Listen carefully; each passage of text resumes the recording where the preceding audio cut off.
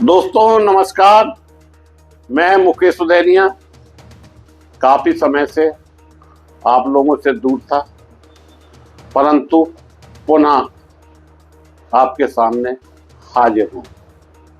दोस्तों, कुछ समय पहले हिंदुस्तान पाकिस्तान में युद्ध हुआ और 3 दिन के अंदर हमारी सेना पाकिस्तान के उस क्षेत्र में घुस गई जहां पाकिस्तानी सेना के अंदर खलबली मच गई।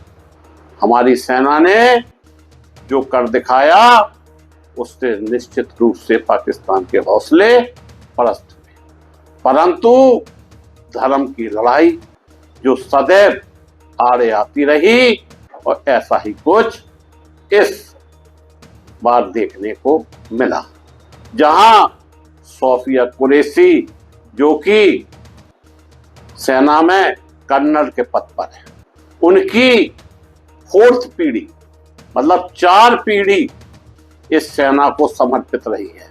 दादा, पिता, पति और खुद सोफिया कुरैशी, जिसको मध्य प्रदेश के कैबिनेट मंत्री विजय शाह ने बयान देकर अपनी सभ्यता का, अपनी निष्ठा का परिचय दे दिया और इससे हमारे देश के 140 करोड़ लोग कहीं ना कहीं दुखी हुए। इस बात को जबलपुर हाई कोर्ट ने संज्ञान में लेते हुए FIR दर्ज करने के आदेश दिए।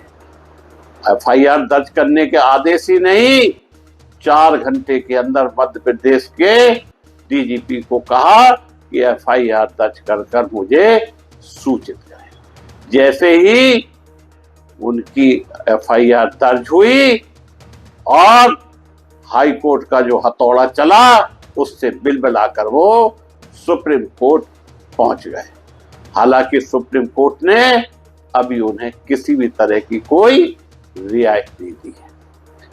देश के अंदर जहां हमारे जांबाज सिपाही अपनी जान पर खेलकर, धर्म से हटकर हिंदुस्तान की रक्षा के लिए सीमा पर दिखाई पड़ते हैं, वहीं एक नारा हमारे देश के पूर्व स्वर्गीय प्रधानमंत्री जवाहरलाल नेहरू शास्त्री जी ने दिया था कि देश पर किसान, देश पर जवान और खेत पर किसान, जय जवान जय किसान का नारा देकर इस देश के हर वर्ग को उत्साहित किया था।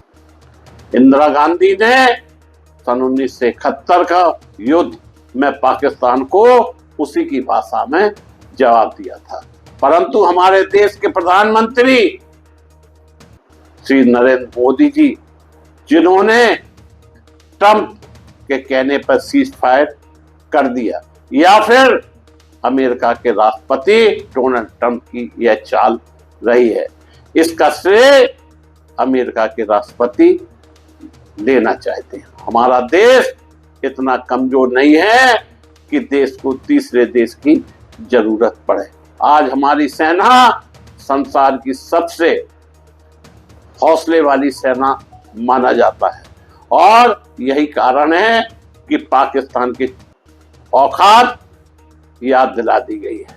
मित्रों, मैं कहना चाहता हूं, सेना निष्पक्ष होती है, सेना हिंदुस्तान की हर सीमा पर रक्षा करती है।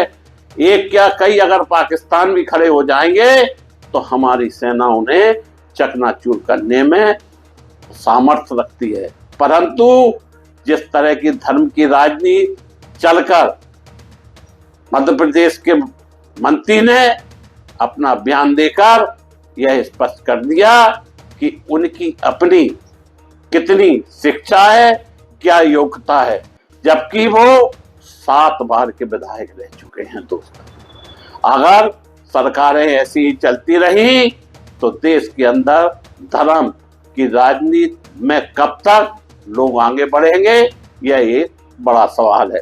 मैं हिंदुस्तान की जनता से कहना चाहता हूं कि धर्म कि राजनीति छोड़ देश को खुशहाल बनाने के लिए हम सबको घृणा छोड़ना पड़ेगी, तभी हमारा भारत महान बन सकता है। इसी के साथ मैं अपने शब्दों को विराम देता हूं। धन्यवाद।